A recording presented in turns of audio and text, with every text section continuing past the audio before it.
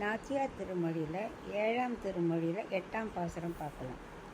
உண்பது சொல்லில் உலகளந்தான் வாயமுதம் கண்படை கொள்ளில் கடல் வண்ணன் கைத்தலத்தே பெண்படையார் உன்மேல் பெரும் பூசல் சாற்றுகின்றார் பண்பல செய்கின்றாய் பாஞ்சசன்னியமே.